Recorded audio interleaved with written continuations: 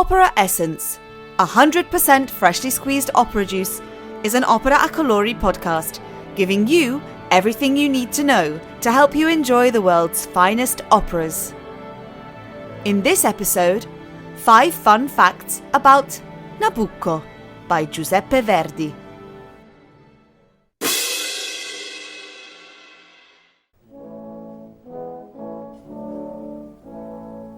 Did you know that Nabucco was first performed on the 9th of March 1842 at La Scala Theatre, Milan, and was an enormous success? It was with this very opera that Giuseppe Verdi began his unstoppable rise to fame, gaining his place as one of the elite opera composers of all time.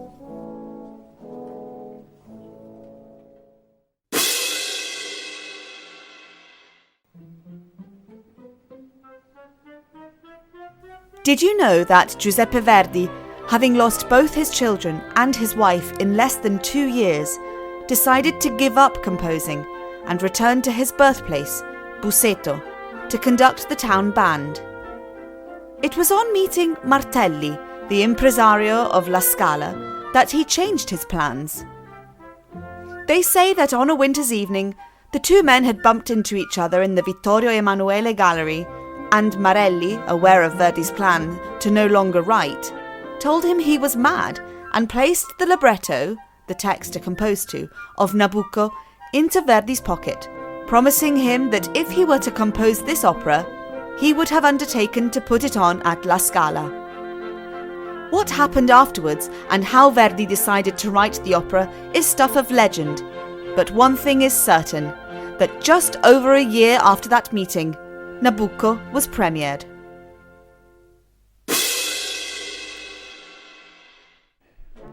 Did you know that for the first performance of Nabucco, the scenery and costumes were all recycled materials from the theatre of La Scala's warehouse?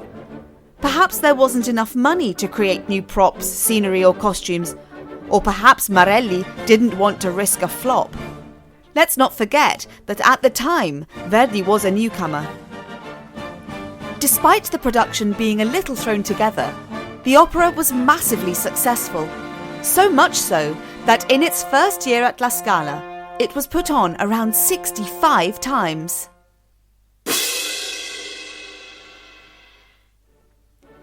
Did you know that the first leading lady to perform the role of Abigail in Nabucco was Giuseppina Strepponi? 5 years later, she and Verdi began a relationship which lasted over 50 years.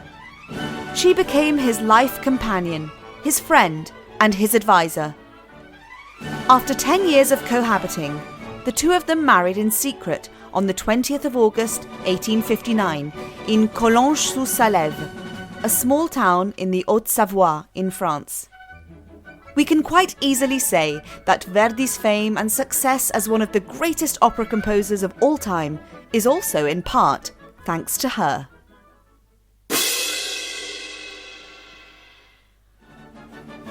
Did you know that the original title of the opera was Nabucodonosor, but was too long to be printed clearly on the programmes of the time? For that reason, the title became abbreviated to the shorter and more concise Nabucco. Nowadays, some theatres print the original title, but the important thing to remember is that whether it's Nabucco or Nabucodonosor, in essence, it's the same opera we're talking about.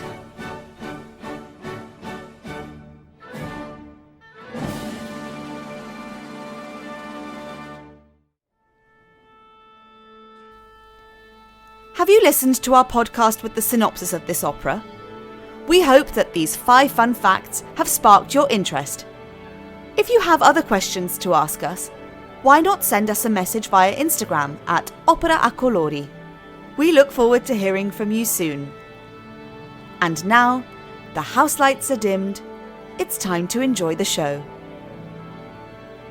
Opera Essence, 100% freshly squeezed opera juice, is an Opera a Colori production.